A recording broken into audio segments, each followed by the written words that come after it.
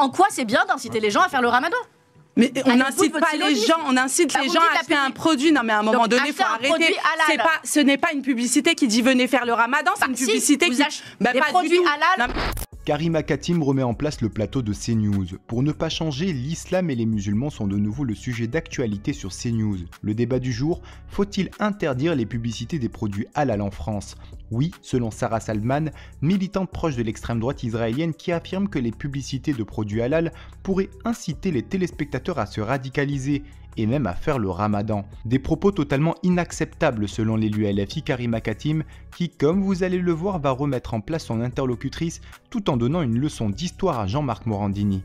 Déjà, je voudrais savoir si c'est possible d'interdire les publicités pour les produits halal en France. Encore une fois, vous me choquez clairement parce que la laïcité, ça passe par le respect de tout culte et de leurs pratiques. Et moi, je vois pas ce qu'il y a de choquant. Ça représente aussi au niveau de l'économie plus de 7 milliards d'euros. Ça, on est d'accord. Oui, on est d'accord. Et c'est un point qu'il faut pas négliger. Ça reste des produits français qui sont même pas en majorité fabriqués par des musulmans, mais par des juifs et des chrétiens. Le principe de laïcité, ça ou la religion musulmane, on a une histoire. Je peux vous citer Napoléon Bonaparte. Moi, je parle des racines chrétiennes. Concernant l'islam. Là, c'est pas des détails. C'est un outil. Quand même Napoléon Bonaparte qui se convertit à l'islam.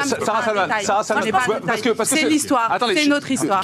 Il y avait ces publicités. J'ai pas la télé, je vais pas au supermarché, donc je ne savais pas que ça existait. Je le découvre. Et je pense que c'est un outil de propagande et non pas un outil consumériste. Et c'est ça qui me pose problème. Ça veut dire qu'on veut mettre une propagande. Il y a des jeunes qui se radicalisent de plus en plus. Et ces publicités-là me posent un problème. La religion doit rester privée. Ce serait des publicités cachées. Je dirais exactement la même chose. Mais c'est pas de la propagande, étant donné que ce ne sont pas des sociétés qui sont dirigées par des musulmans. On n'en sait rien. Mais si, on le sait, vous avez juste à rechercher, vous trouvez assez rapidement. Mais si, pour que ce soit de la propagande, elle serait impulsée par justement ces dirigeants musulmans pour propager l'islam. Ce n'est pas absolument pas le cas. Vous voyez ça à la télé, il y a des enfants de 5 ans qui quand même plus de 5-6 millions de musulmans en France. Ça leur permet de savoir où trouver tel et tel produit. Pour moi, c'est une pub parmi tant d'autres. C'est un nom.